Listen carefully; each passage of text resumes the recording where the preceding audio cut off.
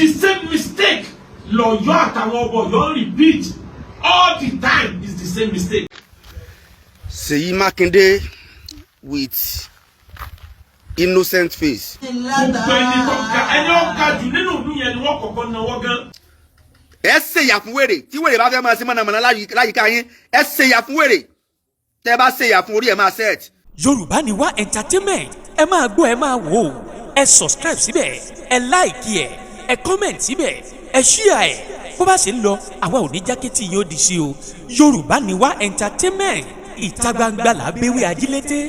Wọ́n sọ jẹ́ ní ilẹ̀ wákàtá nígbà yẹ fún àlò. Kùránì ní bí a ṣe máa ṣe nu o. Ẹ wo tí Kùránì wí ẹ mú jáde nu àyà yẹn ibi Ọlọ́run ti sọ pé iná tí wọ́n wọ̀ rẹ̀ ẹ mú jáde. Ìtumọ̀ ni pé bí orí àwọn èèyàn bá ń fọ́ sọ orí tiẹ̀ ọgbọ́n tí àgọ̀jẹ́ ènìyàn fi ṣayé èèyàn kì í ní confrontation pẹ̀lú ẹni agbára bẹ lọ́wọ́ ẹ̀ ẹni ìdá ń bẹ lọ́wọ́ ẹ̀ má fa orí ẹ̀ má lọ́wọ́ ọwọ́ ẹ̀ ó sẹ̀jẹ̀ tó o bá fà èèyàn kì í tẹ ìjọba lójúmọ́lẹ̀ ẹ jẹun fún alexander mẹ́ta bóyá yóò yé wa ká lè mọ̀ wípé kò sọ́mọ Ọ̀yọ́ tínú ẹ̀ dùn bẹ́ẹ̀ a gbọ́dọ̀ mọ̀ kí ni ń fa mistake yìí àkọ́kọ́ solution ó dijọ́ tó yọ Aláàfin tí wọ́n bá tó ronú ọ̀nà tí wọ́n lè máa gbà lọ olóṣèlú tí kìí ṣe olóṣèlú ní ọmọ ìlú wọn tó olóṣèlú ní lu Ọ̀yọ́ wọ́n lu Ọ̀yọ́ láti enrich wọ́n lu Ọ̀yọ́ láti achieve but Ọ̀yọ́ ò rí wọn lò ẹ wò ṣẹlẹ̀ mẹ́ta tó ti ṣẹlẹ̀ kọjá olóṣèlú NCNC àwọn ni wọ́n gbọ́ sí abẹ́ ìjà àwọn àti AG abẹ́ ìjọba bàbá wa Awólọ́wọ̀ wọ́n gbọ́ sábẹ́ ìjà yẹn àwọn ní ọ̀nà bá bàbá wa Adéníran kọ́nà ń bá ní sàlùkìyàmọ̀ ní sinmi fún wọn pé Awólọ́wọ̀ ń wọ́jọba yín lẹ̀ inú níjọba yín fi ẹ̀ mọ̀ báyìí ṣe tó ní lẹ́yìn Ọlọ́run ẹ̀yìn ló tó kàn nílẹ̀ olóṣèlú burú gan tí a bá fẹ́ achieve nǹkan wọ́n á lò ẹ́ láti achieve wọ́n kí àbí tó ń tọ̀ fún bàbá jẹ bàbá wa Adéníran tẹ̀lé ìmọ̀ràn Awólọ́wọ̀ òun ìmọ̀ràn fín ìlú dìjà pẹ̀lú Bọ̀dé Thomas ń jọ́sí ó ní Bọ̀dé Thomas bá kú ìbínú l'Awólọ́wọ̀ fi ré ọlá yẹn kúrò níbi tó wà ó make sure kó ní ẹ̀kọ́ sílẹ̀ kó tó kúrò níjọba ọgbà ọlá yẹn ó yọ odidi ọba ọyọ kúrò láàfin ọmọ Ọ̀yọ́ torí ẹ̀ bá burú nínú ẹ̀ ó dùn sí ti ń lọ lórí ọ̀rọ̀ Ọ̀yọ́ o ọmọ Ọ̀yọ́ tí ò bá ronú nínú ẹ̀ ó dùn tí ọba Ọ̀yọ́ bá ń kàbù gbogbo Ọ̀yọ́ ní kàbù kọ́mọ̀ tẹ́fà mi gbogbo tó bá yóò ṣẹlẹ̀ pet làákà ìlèyàn fi tó nǹkan kì í ṣe kákan jáde ká máa wá bẹ́ẹ̀bú ká máa wá ṣe pé no the same mistake lọ́yọ́ àtàwọn ọbọ Ọ̀yọ́ repeat all the time is the same mistake ẹ jẹ́ mú mẹ́ta nínú táìmù tí Ọ̀yọ́ tán ti ṣe the same mistake wa tí dẹ̀ ń wọ Ọ̀yọ́ lẹ̀ tí ń járáǹkì Ọ̀yọ́ ọjàráǹkì Ọ̀yọ́ láti federal ọjà sí state ọjà kúrò ní state ọjà sí local náà ló ti tó de pípín yẹlẹyẹlẹ kí ni mistake náà confrontation àwọn tí ń bẹ lórí àga ìjọba ká wò pé ọlá ni wá kí ni yóò ṣe fún mi ọba tó dá àwọn ìjọba máa ròyìn wọn ní Quran ni inna limuluka idha dakalu qaryatan afsaduha. Inna limuluka idha dakalu qaryatan afsaduha. Àwọn alágbára ológun alágbára òṣèlú tí wọ́n bá fagídí wọ̀lú kan wọ́n bá ìlú náà jẹ́. Wadalu a'izzata aliha. Kí ló fà confrontation ni o? Kí ló fà I understand tí ń jẹ́ agbára òṣèlú? Ló jẹ́ kí n sọ bí wá sí kan tí mo ṣe kọjá pé ọ̀kan nínú àwọn ọba sọ̀rọ̀ kan ó ní ó ní ẹni tí ó lo ọdún mẹ́rin tí ó kúrò nípò kò lè máa dẹ́rù bà wá tó jẹ́ pé kú ní ó gbé akúrò lórí ipò nígbà gómìnà yẹn náà tọrọ dẹ́kan òun náà mú microphone ó láà dúpẹ́ lọ́dọ̀ Ọlọ́run tó ṣe wá lóníjọba ọdún mẹ́rin bẹ̀tí ń tá bá bàjẹ́ láàrin ọdún mẹ́rin generation mẹ́wàá lè má rí tó ṣe o. Allah. Bó ṣe wí jọ́nà nìyẹn ọmọdé ni mí jọ́nà mo wà níjókòó yẹn tí gómìnà yẹn fi wí.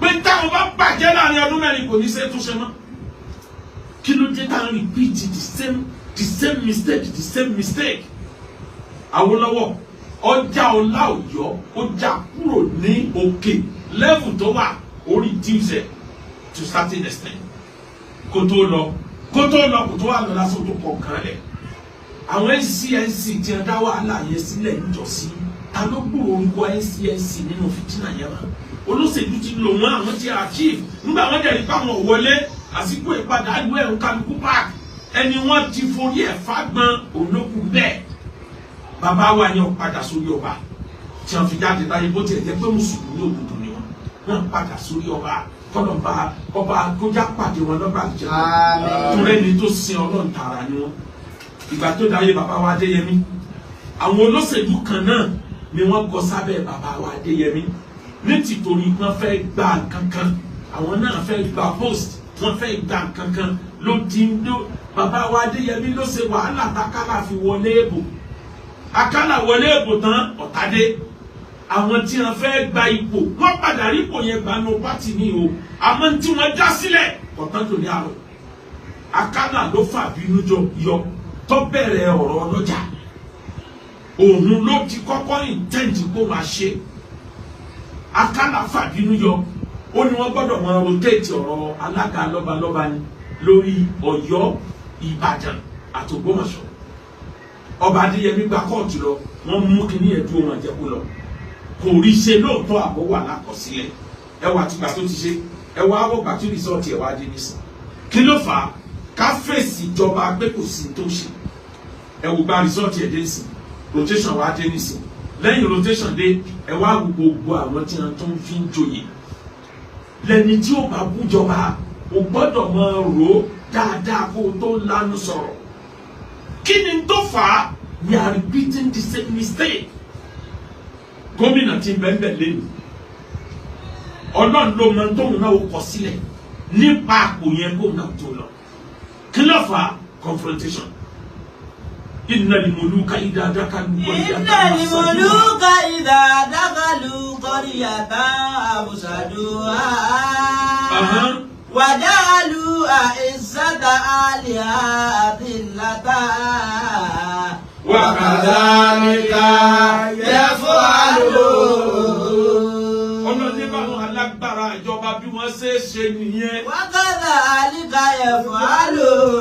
kò sẹ́ni tí ó wà lágbára ìjọba tí ò bá bẹ̀rù Ọlọ́run dáadáa tí ó wò pé gbogbo sójà ní bẹ́rì yìí gbogbo ọlọ́pàá ní bẹ́rì yìí gbogbo tí ń jálágbára yé ní ẹjẹ́wájú òun ni wọ́n ń tẹ̀ má fèsì ẹ̀ ní o má fèsì ẹ̀ tó o bá fèsì ẹ̀ ọ̀rọ̀ lè yíwọ́ yàrá dalẹ̀ ayé. Fọ́nìkàní ó ṣẹ̀fẹ̀ àkómọ́.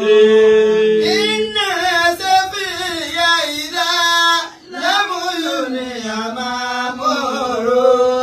Iná ṣẹ̀fẹ̀ ya ìdá lámúlò ní àmàmọ́rò. Òwe Yorùbá ní mẹ́ta là á sọ lọ́jà. Mẹ́ta ni wọ́n á sọ lọ́jà. Bọ́ ọ bá jẹ́ sọ onírú o lè so díẹ̀ ẹnìkan ò ní fura bọ́ọ̀ bá dé sọ ibi tí wọ́n ti ń tà fún ẹran o tó lè ju díẹ̀ lẹ̀ tutù yẹ́yẹ́ ẹnìkan ò ní fura àmọ́ tó o bá débi tí wọ́n ti ń ta sọ pàdé mọ́ kò sí tí òun ní sọ aláṣọ. mo mú mọ̀nà kan wá kí bàbá wa Ládọjà ó tó dé kábíyèsí Olúbàdàn ilẹ̀ Ìbàdàn kábíyèsí ọlọ́jà ayé pẹ́ o. mo mú mọ̀nà kan wá mo ní bàbá wa tí ń bọ̀ wá sórí ipò yìí is not a common man.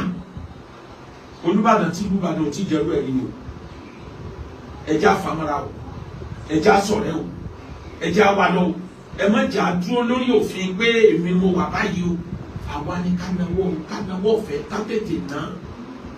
bàbá wa Adéyẹmí wọ́n lo bàbá wa Ààrẹ Àríṣekọ́lá ní ìfẹ́ àárín Ọ̀yọ́ àti Ìbàdàn ò fi já kì í ṣe pé kò fẹ́ já Ààrẹ Àríṣekọ́lá ó dẹ̀rù sùn wọn lórí ọ̀rọ̀ Ìbàdàn tàlá lò tífẹ́ yóò fi padà nínú ẹni tá a bá lò ó ní ọ̀kan lọ́mọ Oòduà tòró lọ́wọ́ nípa Ààrẹ Àríṣekọ́lá nílẹ̀ Ìbàdàn lẹ́nu.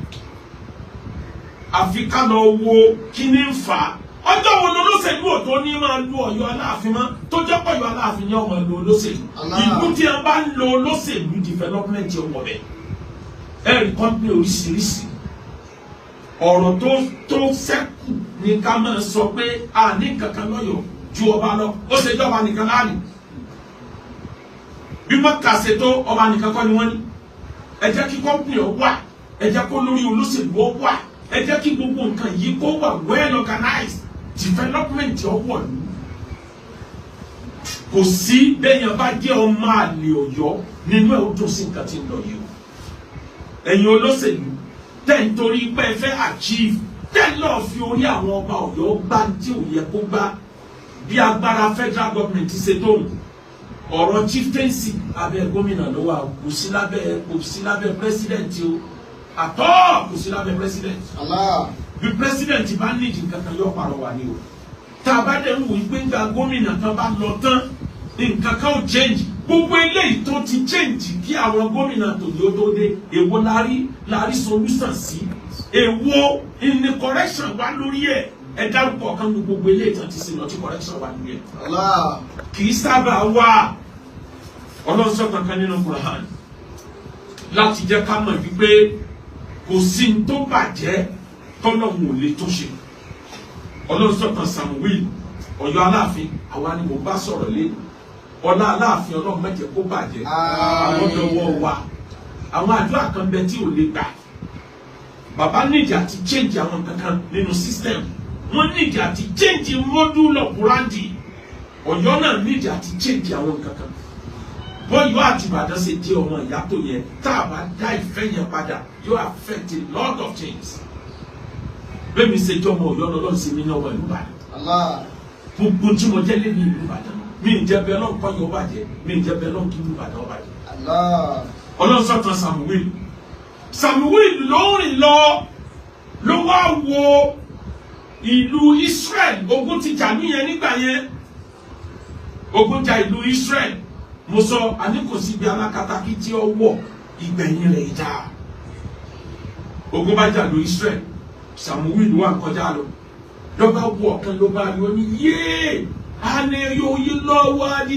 ìbádàmọ́ ó ti hà ṣé ìlú yìí sì lè padà dìde mọ́ ìlú Israel ló ti dẹ́rù yìí fáamátà alọ́ọ̀mí àtàhámi ọlọ́mbà dùpà ibi tó ti wí náà lọ́lọ́ ti ní kó kú ó sì kú ìtànù Kùránì ni ó bá kú 100 ọdún ni ló fi wà lókù egungun ẹ̀ jẹrà ó ti dé rùpẹ̀ níjọ́ tó wá pé 100 ọdún Ọlọ́run wá jí dìde ó wá ń tan ara nù ó ní ohun yìí mà dìbò ó ní wákàtí méjì ṣe wá dìbò tó báyìí ó wá ń gbọ́ ohun màláìkà tí ń sọ fún pé rárá ó ti lu 100 ọdún bí ọwà yẹn. Ràkúnmí tó kò débi báyìí dà ó wo ibi tó so ràkúnmí má kò rí mọ́ òun náà bí wọ́n ṣe jẹrà ló náà jẹrà ó yá máa wo èrùpẹ̀ yẹn ló bá bẹ̀rẹ̀ sí wò sojú èrùpẹ̀ yẹn fi fọ́ọ̀mù tó di ràkúnmí padà atẹ́gùn fẹ́ sí ó yán ó pariwo ó di ràkúnmí alààyè Ọlọ́run wa ní tíì tó gbé dání jọ yẹn tó mú tó gbé kalẹ̀ tó fi káwọ́ mọ́rí tí ìyẹn ó yá lọ wò owó tí ti mu tí ìyẹn ò tutù fún 100 ọdún. Fálìnà sórí ìlà àtọ̀ àbíkà wà ṣàrọ̀ àbíkà. Oúnjẹ àti mú rẹ̀ fún 100 ọdún kò tutù. Ìtí yẹn túmọ̀ sí ni pé Ọlọ́run sọ fún pé mo lè má jẹ́ kí nǹkan ó bàjẹ́. Ntẹ́yìn rò pé ó lè bàjẹ́ mo lè má jẹ́ ó bàjẹ́ 100 ọdún. Ọya Samuel ọya wulẹ̀ Israẹli tó ní bó lọ́lọ́run ṣe tó fẹ́ di ẹ sọ́lá yìí lè padà ọya wulẹ̀ Israẹli nígbà tí ó wọ̀ ó ti rí ẹlẹ́tíríkì tí ò sí tẹ́lẹ̀ ti débẹ̀ gbogbo ilé ńláńlá tí ò sí bẹ̀ ti débẹ̀ ìlú yẹn ti dìde kọjá bó ṣe lérò ọwọ́ ni wọ́n ṣẹ̀ṣẹ̀ gbà pé kò sí tọ́lọ́run ò lè ṣe kò sí tọ́lọ́run ò lè ṣe ọlá tó bá ń bàjẹ́ Ọlọ́run. ṣùgbọ́n ó lágídí ọkàn ó dẹ̀ ó ní rigid mind.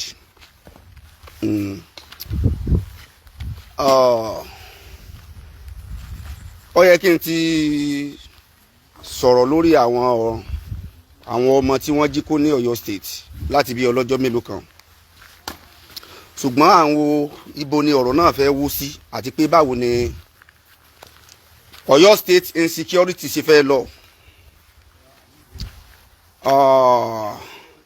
Ẹni tí tẹ́ bá ń wo Seyi Makinde lójú ẹ máa wò pé èèyàn kan tó gentle ni Seyi Makinde Seyi Makinde ọ̀jẹ̀ntù o ó lágídí inú ó dẹ̀ lágídí ọkàn ó ní rigid mind. ṣe rí tí èèyàn bá dẹ̀ ti lágídí ọkàn jù àti ṣàṣeyọrí irú ẹni bẹ́ẹ̀ ó le torí pé kò ní máa gbọ́ ìmọ̀ràn ẹlòmíì. mẹ́ta lẹ̀dá odidi èèyàn ń bẹ ààbò èèyàn ń bẹ ẹni tí kì í sodidi tí kì í sáàbò èèyàn ń bẹ. àní rọ́jùlù ànísfù rọ́jùlù ẹni tí kì í ṣe nísfù tí kì í tún ṣe rọ́jùlù ń bẹ. ṣé ẹ rí Seyi Makinde tẹ̀ ń wò yẹn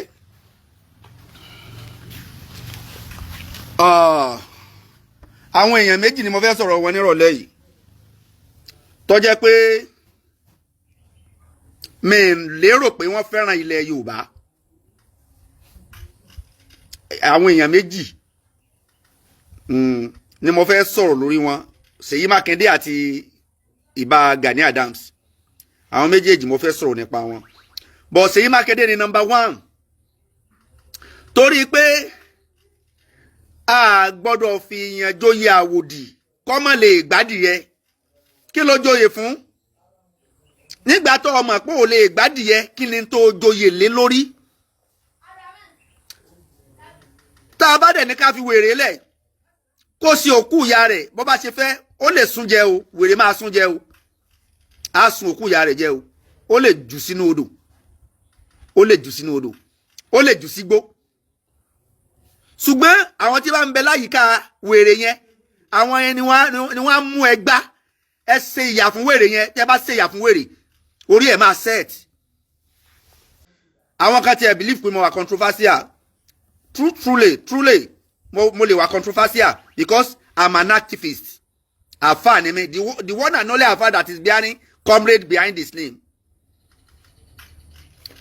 ní Nàìjíríà yìí kò sí àfáà náà ti tún jẹ́ comrade èmi nìkan mò ń jẹ́ àfáà èmi nìkan làfáà ti tún lo comrade.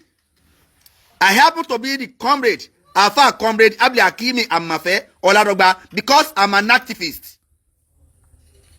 When I was in school and I'm an activist. Mo máa ń kórìíra kí wọ́n yàn èèyàn jẹ. Mo máa ń kórìíra kí wọ́n fi ẹ̀tọ́ èèyàn dùn yàn. Àwọn tí ń bẹ nínú ogbó yẹn, àwọn kan ni wọ́n bí wọn náà. How come tí Seyi Makinde àtàwọn ọmọ rẹ̀ àtàwọn ìyàwó rẹ̀ tí wọ́n wà nínú ilé wọn tí wọ́n máa keep promising us and they are going to release them. More than a month, almost going to 2 months. Bí ọ̀rọ̀ àwọn chibo gay bó ṣe rí rèé o tán promise pé wọ́n á fi hàn lẹ̀ lọ́la ẹ má wọ́rí wọ́n á gbà wọ́n á kó mbẹ́ lọ́túnla tí àwọn chibo gay tán fi dẹ́n tí ó lóyún ẹ dákun ìgbà ràbọ̀ràbọ̀ àwọn ọmọ yẹn àwọn tá a rí ọ̀pọ̀lọpọ̀ àwọn ọmọ yẹn àrí wọn mọ́ o ọ̀pọ̀lọpọ̀ wọn kú sínú igbó yẹn o ìwọ̀nba àwọn tí a tún rí nínú àwọn ọmọ yẹn wọ́n gbóyún wálé ní o oyún Boko Haram ta ló máa gbà yẹn oyún Boko Haram wọ́n gbóyún wálé ní o gbogbo wọn ti dabilé kọ́ o láwọn ọmọ kéékèèké tí wọ́n jí kó lọ́dún náà lọ́hùn gbogbo wọn kódà wọ́n tún dáàrin ìgboro ọmọ wọn lára mọ́ wọ́n máa tún padà sínú igbó because they have been brainwashed wọ́n padà sínú igbó. ẹ dákun ṣé bá a ṣe máa wò rèé tí Seyi Makinde ọmọ promise wa pé wọ́n á kó àwọn ọmọ ọlọ́mọ àwọn tí wọ́n kó lọ ìyàwó oníyàwó principal ọmọbìnrin yẹn ìyàwó ẹnikẹ́ni ọkọ rẹ̀ ń sunkún kiri ní bí egbére Seyi Makinde àti ìyàwó ẹ̀ máa ń sun wọ́n máa ń lára wọn so kò láyàwó ẹ̀ so lè sọ fún mi pé òun ò láyàwó ẹ̀ láti ìgbà tí wọ́n ti jí ọmọ yẹn kó Seyi Makinde lè bọ́ ta pé látijọ́ náà ti jí ọmọ yẹn kó ìrònú àwọn ọmọ yẹn kò jẹ́ kí n lè sùn mọ́ ìyàwó mi kò báyàwó ẹ̀sùn àgbà yẹn sí kò jẹun láti gbà yẹn ó ń sunú ilé o inú ilé rẹ̀ ní sùn àwọn ọmọ ọlọ́mọ ń bẹ nínú igbó òjò rọ̀ lánàá o òjò rọ̀ níjẹta o ọ̀rọ̀ níjẹrin o bẹ́ẹ̀ lòrùn mú àwọn ọmọ ọlọ́mọ ń bẹ nínú òjò ń pa wọ́n ń bẹ nínú òrùn ń pa wọ́n wọ aṣọ kan kúrò nílé láti ẹjọ́ yìí wọ́n change aṣọ wọ́n wẹ̀ wọ́n wá rìn wọ́n dẹ̀ rìn láti Nàìjíríà kẹ́yìn orin láti Ọ̀yọ́ state kádẹ́rìn àti wà láàrin ní bọ́dà Nàìjíríà àti bọ́dà sí Benin Republic ẹ wo rìn náà máa kéékèèké kí lọ́jọ́ orí àwọn ọmọ yẹn pẹ̀lú adúrú mile tí wọ́n ti rìn nínú igbó ìtàn wá ṣe ìrìn kan tó true inú igbó ni bí wọ́n ṣe ń bọ́ sí orí òkè ni wọ́n á máa bọ́ sínú ẹ̀gún ni wọ́n á máa bọ́ sínú ọ̀dàn. Seyi Makinde dem promise àwọn èèyàn ó ń promise gbogbo ọmọ Nàìjíríà because I will never blame Tinubu for these issues that has happened in Oyo State. How can I blame Tinubu nígbà tí Seyi Makinde ń gba 12 billion naira 12 billion naira every month for security votes.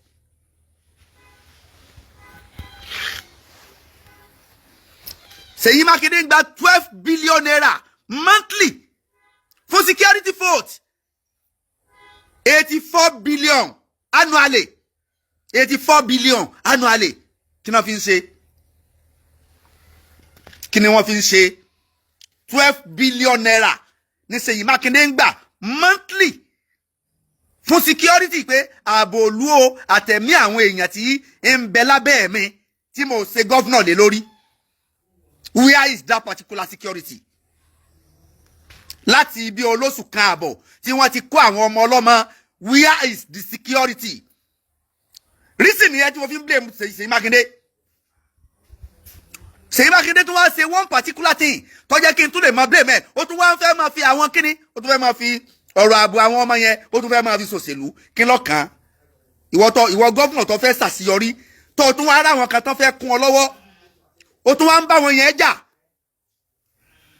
Sunday Igboho jáde without asking you anything. Sunday Igboho jáde ó lóun máa lọ sínú igbó yẹn, ọdẹ tó ń ṣe kíni, ọdẹ tó ń dìde ọ̀tá sí Sunday Igboho for what?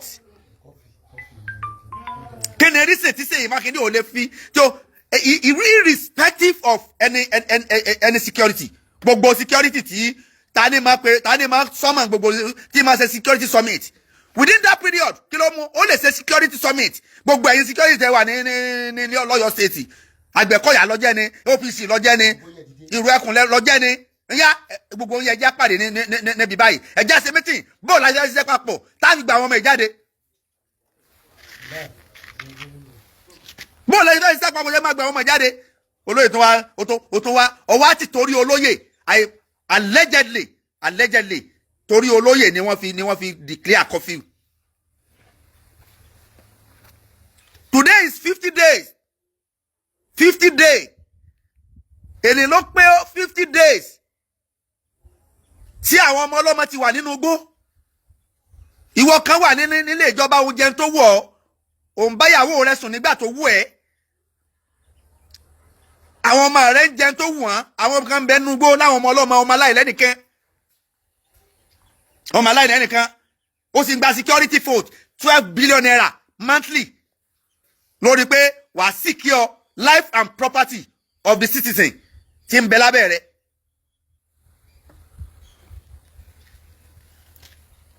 Kí ni purpose 12 billion tó ń gbà lóṣooṣù kí lẹ fi ń ṣe 84 billion for 7 years.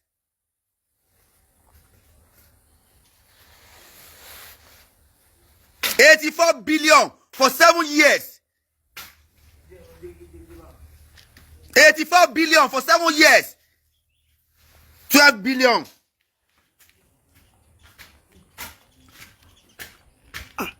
Eléyìí is getting too much. It's getting too much. Inú igbó tí wọ́n kó àwọn ọmọ yẹn gbà. Allegedly, àwọn ọrọ̀ ajé tí ń bẹ nínú igbó yẹn ó la gbogbo orílẹ̀-èdè Nàìjíríà.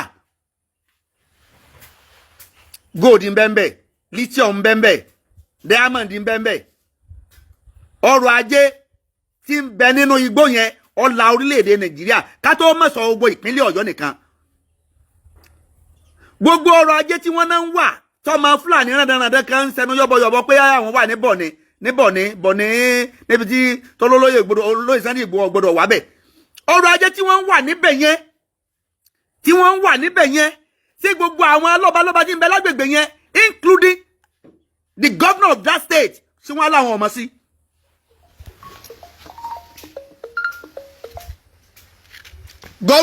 Governor state yẹn sọ máa lóun ọmọ sí lithium àti àwọn nǹkan àlùmọ́nì wa àlùmọ́nì títí wa tí àwọn atọ̀húnrìn wá kan dẹ̀ wá tí wọ́n dẹ̀ balẹ̀ sínú igbó yẹn wọ́n dẹ̀ ń wá wọ́n dẹ̀ ń tà fáwọn kan. àwọn lọ́balọ́ba tí ń bẹ lágbègbè yẹn tí wọ́n ń wá àwọn tí wọ́n ń wá àti gọ́fúnọ̀ ṣé gọ́fúnọ̀ máa lóhùn ọmọ sí. tí gọ́fúnọ̀ bá mọ̀ sí kí ni wọ́n fowó yẹn ṣe ibo lówó yẹn ń lọ.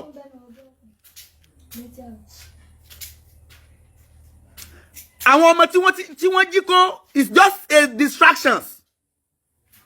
It's just a fún wa láti má lè wọnú àwọn igbó yẹn wọ́n fẹ́ sọ àwọn igbó yẹn di igbó ẹ̀rù jẹ̀jẹ̀ fún ọmọ Yorùbá kán lè wá gbogbo àlùmọ́ọ́nì wa tán nínú igbó yẹn ni wọ́n fẹ́ wá gbogbo àlùmọ́ọ́nì wa sẹ́rí gbogbo bí tí àlùmọ́ọ́nì bá wà ibẹ̀ làwọn afẹ̀míṣòfò yìí ibẹ̀ ni wọ́n fẹ́ gẹ̀gùn sí wọ́n fẹ́ sọ àwọn inú igbó yẹn di ẹ̀rù jẹ̀jẹ̀ fún wa ká má bàa láǹfààní àti wọbẹ̀ mọ́ ọkàn wa lè balẹ̀ láti wá gbogbo àlùmọ́ọ́nì wa.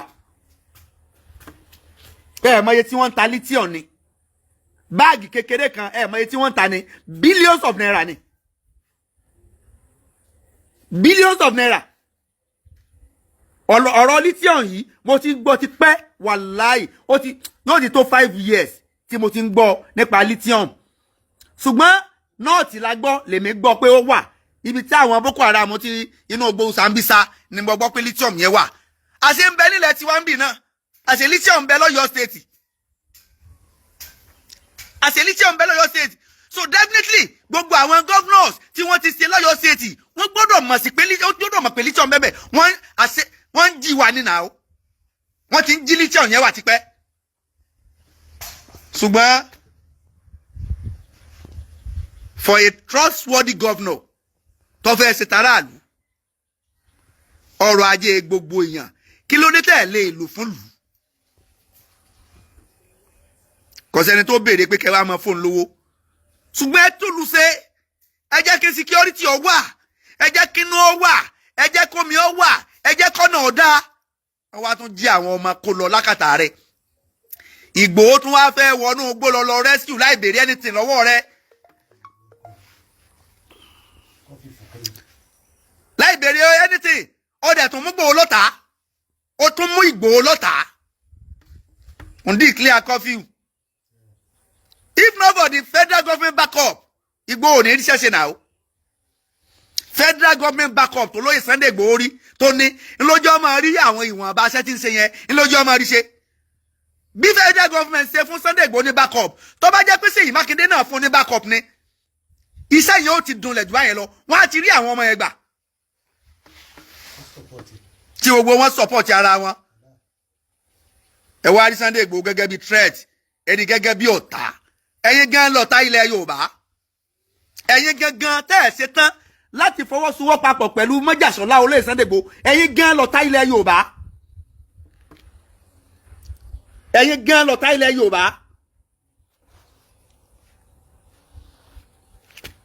Igboho wọnú gbogbo béèrè anything lọ́wọ́ anybody now ẹ wá ń declare curfew for what? So béèrè security vote lọ́wọ́ yín ni ẹ wo for 7 years tẹ́ gba security vote tẹ́ gba 84 billion security vote òun lè nìyẹn o only security vote ní o 84 billion ẹ rí CCTV camera ẹ rí plot sílùú CCTV camera ẹ lè place ẹ sí school kọ̀ọ̀kan gbogbo school kọ̀ọ̀kan èló lẹ máa ra CCTV camera èló lẹ máa rà èló náà ta CCTV camera 120 150,000 èló náà ta rọ security CCTV mélòó lẹ máa lò fún school kọ̀ọ̀kan gbogbo school tó jẹ́ public school kò yẹ kán mọ̀ ní CCTV camera gbogbo school tó jẹ́ standard tó jẹ́ public school kò yẹ kán mọ̀ ní security tí ó máa wà lẹ́nu gate àti nínú school kò yẹ kó mọ̀ sí tó jẹ́ government school kí wá lè ń dáàbò bo àwọn tẹ́ ń jí àwọn ọ̀rọ̀ tẹ́ ń jí torí tẹ́ ẹ bá gbé owó nílé ìjọba tẹ́ ẹ bá ń gbé lọlé amọye security máa tẹ̀lé property tẹ́ ẹ bá gbé tí wọ́n bá ń gbé owó ìjọba lọ ẹ mọye security tẹ́ ẹ máa fún ni.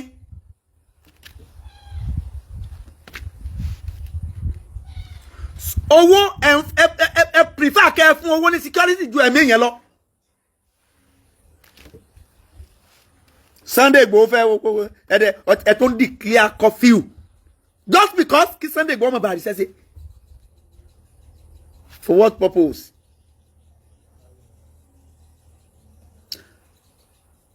Tó bá ní mo wà controversial lórí tí ọba tọ́. Èmi ò kí ń bá yàn láyàs ní lọ́sùn state lẹ́nìí lóòótọ́ à ń bọ̀ ni mo gbé dání gẹ́gẹ́ bí ọmọ ìlú mi tọ́jọ́ ọmọ kiri tí mo ṣe fún tí à ń bọ̀ bá dáàyè yẹn tọ́lọ́ ń bá kádàrá torí pé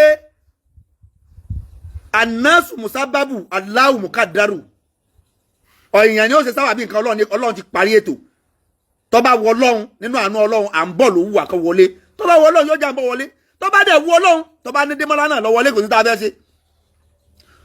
ṣùgbọ́n irrespective of ẹni tó wọlé tó bá wà ń bẹ lọ́nkọ́ lọ́n ṣe là ń bọ̀ kọ́ jẹ́ pé à ń bọ̀ ní ọ wọlé torí kiri àti ìṣe gọ́vnọ̀ rí àwa náà dẹ̀ fẹ́ sí gọ́vnọ̀ kiri reason tó jẹ́ kí n support à ń bọ̀ nìyẹn mi tẹ́ lóṣèlú mi dẹ̀ ṣùgbọ́n ọmọ ìlú mi jáde táwọn náà dẹ̀ ní èdè gọ́vnọ̀ ní kiri lọ́jọ́ ń tẹ̀lé à ń bọ̀ èyí tó jẹ́ ń sọ̀rọ̀ yẹn pé tí à ń bọ̀ bá wọlé tó bá ṣe ń tí ọ̀tọ̀ I'm an activist mi ní tẹ̀lé lẹ́yìn mi ní dúró lẹ́yìn ẹ̀ that is for me that is me. tí à ń bọ̀ bá wọlé tó bá ṣe ń tí ọ̀dà èmi o àmọ̀fẹ́ ọládọ́gba o màá jáde màá sọ̀rọ̀ pé n tó ṣe yẹlé ò bójúmọ́ because I'm not for Ambo only. I'm not for anybody only. I'm for anybody. I'm for everybody. Torí pé tí wàhálà bá ti dé bẹ́ẹ̀ nìkan nínú ìlú ó ti dé bá gbogbo ohun tí ń jẹ́ ìlú. Ẹni wàhálà yẹn kàn lẹ́nìí tí wọ́n bá rò pé òun lọ́kàn ó lè kàn wọ́n náà lọ́la. Ló fi jẹ́ pé irú ogun yẹn gbọ́dọ̀ jọ fáìtì ẹ̀ papọ̀ ni tí à ń bọ̀ bá débẹ̀ gẹ́gẹ́ bí mi ṣe gbé à ń bọ̀ lọ́wọ́ Bọ́lá Oyèbá mi ní tó bá débẹ̀ tó bá ṣe rán dandan I will be the first one to tackle him. I will be the first person to tackle him. Me wo because kí láǹfààní subhanallah àǹfààní mi now gbogbo tí mo ń ṣe lórí pé táwọn bá ṣe táwọn campaign fan bọ̀ táwọn ṣe mi ò ṣe nítorí káàmbó ò lè fún mi ní position kankan o mi ò dẹ̀ ṣe nítorí mo ń ṣe nítorí inú ìlú tí mo ti jáde lọ́jọ́ máa ṣe. tó bá wá débẹ̀ tó bá ṣe rán dandan èmi ò sí inú àfáà tí ó tọ́jà èmi ìsálákùnjẹ yẹn o. èyí tó bá yẹ kí n sọ against rẹ̀ máa sọ. reason nìyẹn tó jẹ́ kí n jáde lórí ọ̀rọ̀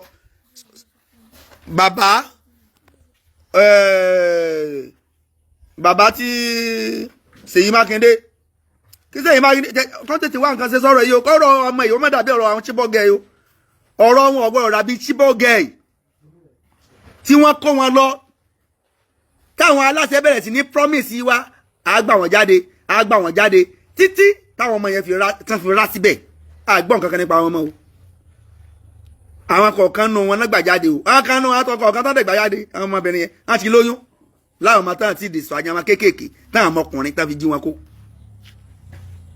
so back to Ìbà Gani Adams bàbá àgbàlagbà nìyí Ìbà Gani Adams àgbàlagbà nìyí kò yẹ ká gbàlagbà ó máa ṣe láńgbáláńgbá ẹ bá mi share program yìí ẹ dákun ẹ bá mi share rẹ̀ dọ́dọ̀ bàbá Ìbà Gani Adams ẹ dẹ̀ bá mi share program yìí ẹ bá mi share rẹ̀ kó dọ́dọ̀ Seyi Makinde ẹ bá mi táàgì Seyi Makinde Seyi Makinde kan jẹ́ntú lójú ní ọlágídí ọkàn kì í gbọ́rọ̀ Seyi Makinde ìgbọ́rọ̀ ọlágídí ọkàn jẹ́ntú lójú ní ọlágídí inú ntọ́ bá fẹ́ ṣe ni o innocent face ẹ rí tẹ́ ẹ bá wọn Seyi Makinde ẹ máa rí ọkàn ní innocent face lóní ṣùgbọ́n tí mẹ́nu rẹ̀ ó burú jẹjọ lọ ẹni tí ń bẹnu Seyi Makinde ó burú ju ejò lọ. He has innocent face, but his innocent face with his rigid mind. He has rigid mind also. He doesn't care. He doesn't bother. Ko ba ma takiti. Ko ma fori dole. Se ri ko rerin ri ni. Se ri ki Seyi Makinde ko rerin ri. E ri po sonu. E ri po sonu. En ti rerin le ri ko rerin. Gani Adams. Baba Gani, Iba Gani Adams. Ẹ ṣe pẹ̀lẹ́pẹ̀lẹ́. Ẹ ṣe pẹ̀lẹ́pẹ̀lẹ́ o. Ẹ̀yin lẹ allegation ko lo Sunday Igboho ni. Tẹ́ ní ó wà nú àwọn tí ó pa Bọ́lá Ìgè. Ẹ rí evidence kankan proof ẹ o. Àgbàlagbà kan kì í ṣe langbalangba o. Kódà ko ma nú èyàn ma kọ́lé kéyàn ma jíso o. Kódà o.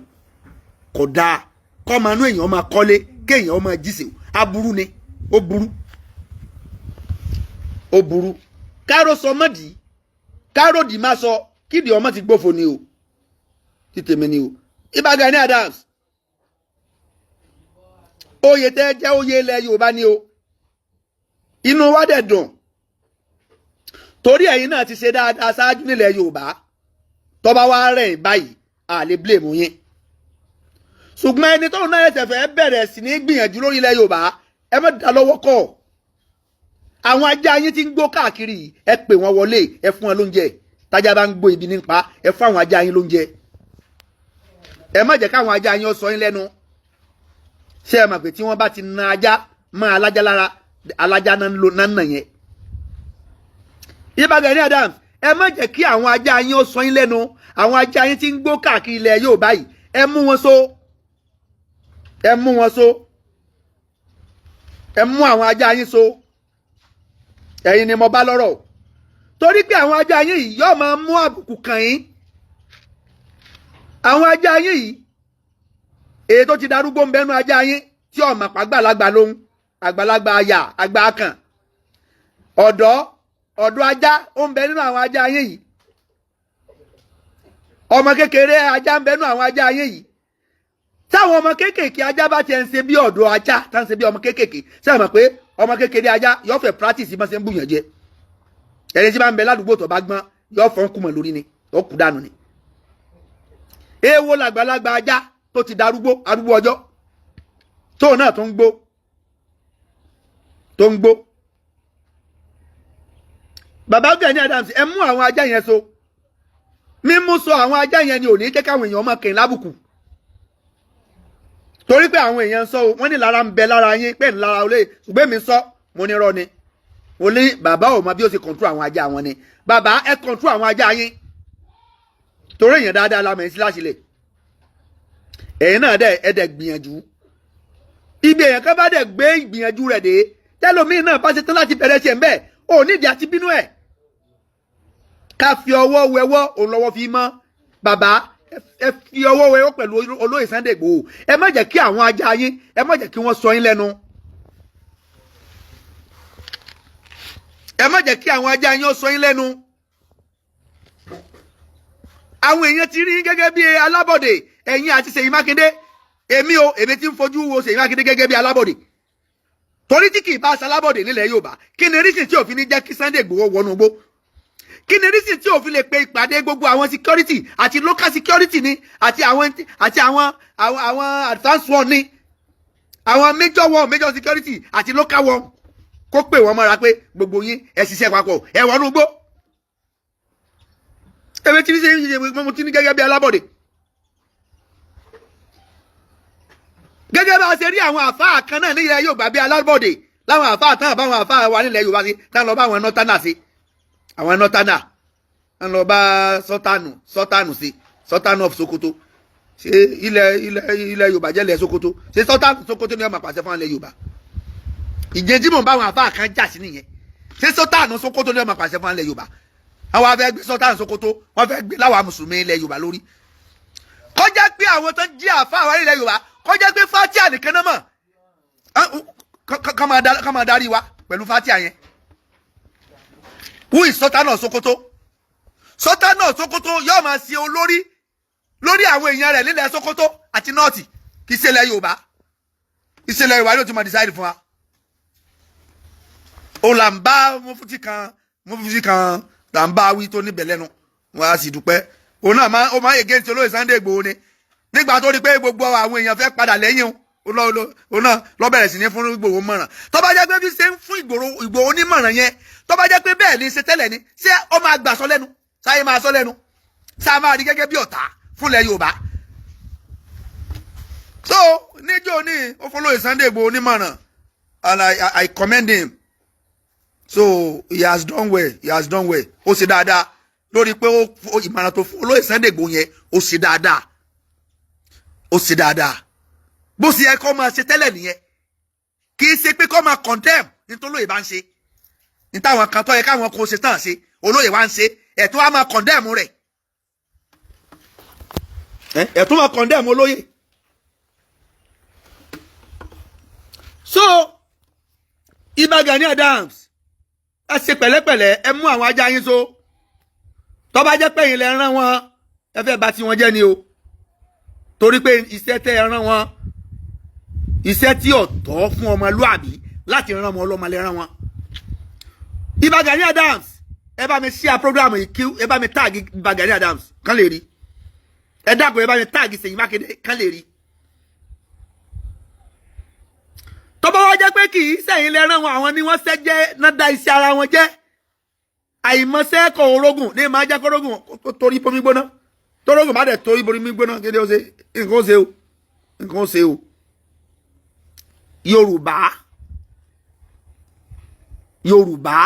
Yorùbá kí lè ń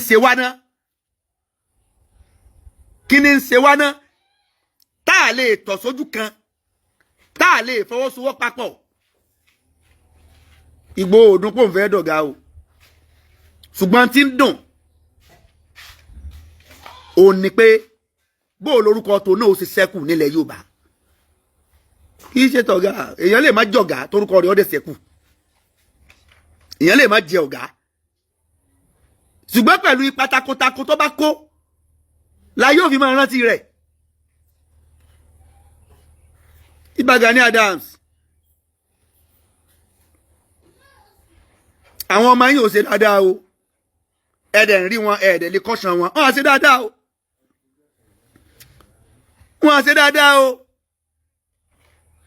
ṣe dáadáa o ẹ mú ajá yín so ẹ̀dẹ̀ fọwọ́sowọ́pọ̀ pẹ̀lú failure to do so a máa disregard yín a máa regard yín as ọmọ àlè ilẹ̀ Yorùbá ni a regard yín gẹ́gẹ́ bí ọmọ àlè ilẹ̀ Yorùbá.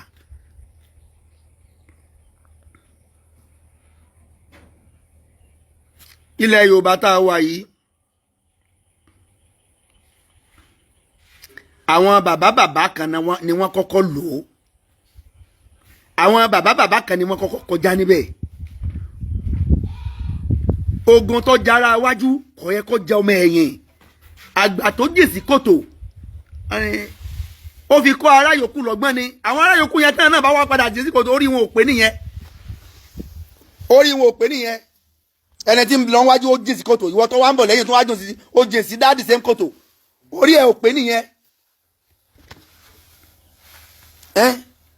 Bàbá Gani Adams ẹ mú àwọn ajá yín so ẹ mú wọn so àdúrà lọ yẹ ká gbogbo àwa tí ẹjẹ́ àmà fàdúrà ran Sunday Igboho lọ́wọ́ ẹjẹ́ àmà fàdúrà ran lọ́wọ́ ẹjẹ́ àmà fàdúrà ẹ wo ẹnu ọgbà sí Sunday Igboho wọnú gbó ẹ wo àwọn àṣìṣe tuntun sáà mọ̀ pé lithium ń bẹ nínú gbó yẹn sáà mọ̀ pé nǹkan àlùmọ́nì ó ń bẹ nínú igbó yẹn ẹ wá wo wọ́n ti kó àwọn ọmọ yẹn according to allegedly wọ́n ní àwọn ọmọ yẹn ti wà ní border Benin Republic sí Nàìjíríà inú igbó yẹn wọ́n jọ kó yá pé ọlọ́jà Nìjẹ̀ inú igbó yẹn ọlọ́jà Kaduna inú igbó yẹn lọ́jà Kútọ́nù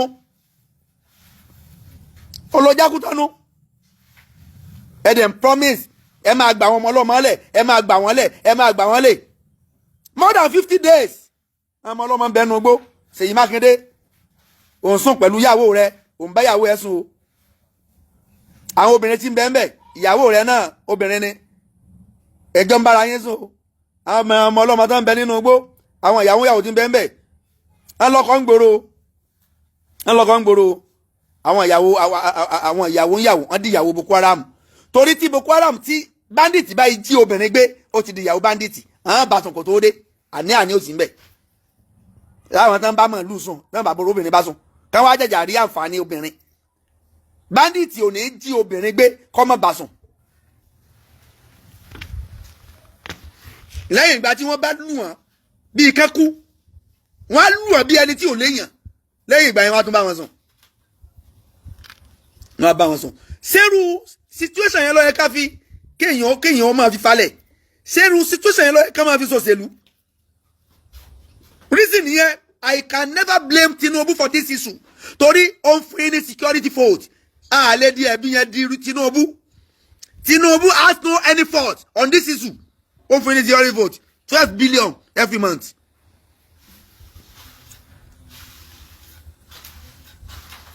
Ṣé every month ni àbí every year 12 billion ọ̀dà pé every year ni ìgbà wo náà máa ń gba security fault náà ṣé every month ni àbí every year ẹ jẹ́ kí n rí ẹ dákun ẹ̀yin tẹ́ ẹ mọ̀ tẹ́ ẹ current ṣé yearly náà máa gba security fault ni àbí ń bọ̀ ẹ jẹ́ kí mi gún sí ẹ jẹ́ ń sí màá sí ní ìfún security fault yẹn màá mọ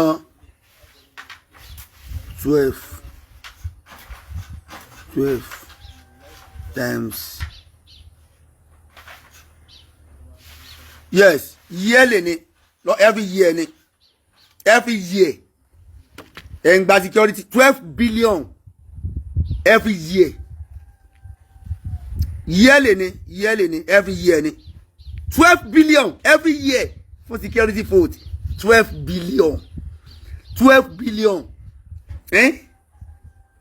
billion every year ni kì í ṣe monthly every year ṣé 12 billion náà pọ̀ tó láti secure life and property tí ń bẹ ní state 84 billion láàrin 7 years tí Seyi Makinde ti lò lórí ìjọba ó gba 84 billion fún security fault lábẹ́bẹ́ Ọ̀yọ́ state ò ní helicopter Ọ̀yọ́ state wọn ní èsì gbé helicopter èlò ní ta helicopter èlò ni wọ́n ń ta helicopter nínú 84 billion èlò ni wọ́n ń ta helicopter nínú 84 billion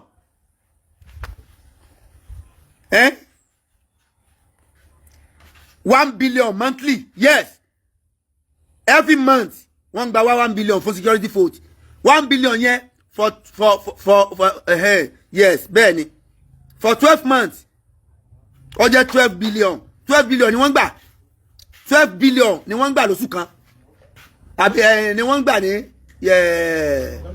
lọ́dún kan bẹ́ẹ̀ ni monthly 1 billion yes 1 billion lóṣooṣù 1 billion for security fault every month 1 billion 1 billion 1 billion every month sọwájọ owó kékeré sọjẹ owó kékeré ibo ni wọ́n ń ná sí kí ni wọ́n fi ń ṣe kí ni Seyi Makinde fi ń ṣe ibo ló ń ná sí ẹbí léèrè náà ẹ̀yin ará Ọ̀yọ́ state ẹbí léèrè náà ẹ̀yin ará Ọ̀yọ́ ẹbí léèrè ibo ló ń ná sí kí ló fi ṣe kí ló fi ṣe kí ló fi ṣe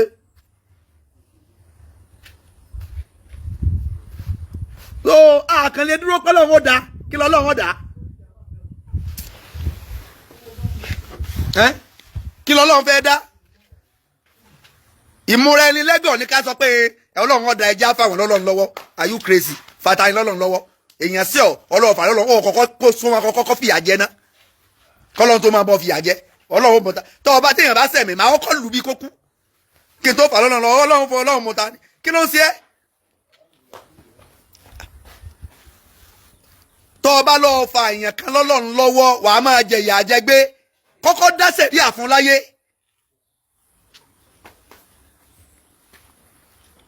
àwọn gómìnà tẹ̀hún táyé àwa ní kókó oko wa jẹ afa ọlọ́lọ́run lọ́wọ́ ẹ̀ńtọ́ ya mú ká dádọ̀bálẹ̀ ká sí ẹgbà gidi fún èèyàn kó wa jẹ ọlọ́run ẹ̀jẹ̀ àfilẹ̀ ẹ̀jẹ̀ àfàfọ́lọ́run kí ló ń fà fọ́lọ́run kí ló ń fà fọ́lọ́run wàá máa jẹ ìyà ìfà wàá máa jẹ ìyà ìfà fàákìnì ńlẹ̀ fọ́lọ́run ọlọ́run kan sọ pé sédèdèrè ní ọ ní ọgọ́ ni òṣèlè yìí wọ́n gbá ọ lórí ẹ̀ ọlọ́ọ̀fà lẹ̀ fọ́lọ́run ó tún sèmí wọ́n tún gbá ọ ó tún lọ́ọ̀fà táyé èrè ó fi bàjẹ́ tán ọlọ́run máa wò ẹ̀ràn ni ọlọ́run máa wò ẹ̀ràn ni ìyàtọ̀ ọlọ́run fi máa jẹ́ èèyàn ọ̀tọ̀ ni ọlọ́run gan kórìíra kéèyàn gọ̀ tó o bá gọ̀ ọlọ́run máa wò ẹni pé dèdèrè ní ọgọ̀ ọlọ́run kọ́lọ́run sóúnjẹ fún ẹ ebi ń pa ọ ọlọ́run ènìyàn kan wá gbóúnjẹ fún ọ wá gbé wájú ẹran wá ń bọ̀ wá lé ẹran wá jẹ oúnjẹ rẹ wá lọ fẹ ẹran lọ́lọ́ lọ́wọ́ lọ ìgbórí ẹ ti dàrú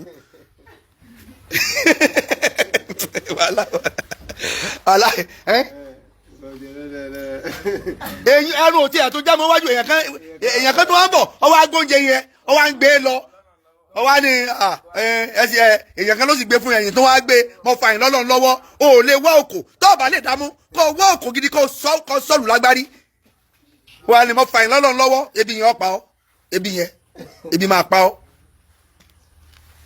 gbogbo nǹkan kọ́ la máa kó lọ́lọ́run lọ́wọ́ we have to máa wà kó abáda egypt hard fọwọ́ àlìkọ́dàrú ní tá a bá gbìyànjú lé lórí tí nǹkan yẹn ò bá mú ìgbẹ́yìn látò gbé nǹkan lórí kádàrá wà á kọ́kọ́ gbìyànjú lórí nǹkan wà á gbìyànjú láti gba nǹkan yẹn padà wọ́n fẹ́ gba ẹ̀tọ́ ẹ lọ́wọ́ rẹ ọwọ́ náà wà á relent ó gbìyànjú láti gba ẹ̀tọ́ rẹ tó o bá wá gbìyànjú tí gbìyànjú yẹn ò bá mú ìgbà yẹn lọ́wọ́ àtó gbé lórí pé bọ́lọ́run sì kọ́ nìyẹn mo gbìyànjú ọlọ́run ni ò gbà bẹ́ẹ̀ so torí di eléyìí àní fi àwọn tí wọ́n bá ń tẹ̀ ẹ̀tọ́ wa mọ́lẹ̀ àní fi wọ́n lẹ̀ àwọn náà máa kóbò wọ́n tó bá jẹ́ pé ọ̀rọ̀ ẹnu láàfi kóbò wọ́n á kóbò wọ́n níta abẹ́yẹn lágbára láti fi bá wọn jà làwọn náà fi bá wọn jà anybody tó bá ti ń tẹ̀ ẹ̀tọ́ wa mọ́lẹ̀ níta abẹ́yẹn lágbára ọlọ́run mú yín social media is for everybody nínú tọ́lọ́run fi fún wa lágbára ní social media wa ọlọ́run mú yín kò ṣerú wa lódì àwa náà máa kóbò yìí pẹ̀lú ọ̀rọ̀ ẹnu á tún yín láṣìírí á jẹ́ ká yọ ọmọ orú èèyàn tẹ́ ẹ jẹ́ tá a bá lágbára láti arrest yín tá a lágbára láti fi ń sẹ́wọ̀n tá a lágbára láti mú yín so á sì lágbára láti sọ̀rọ̀ àròjọ yín fáyé àròkájọ ògùn lọ á máa ròyìn kiri ni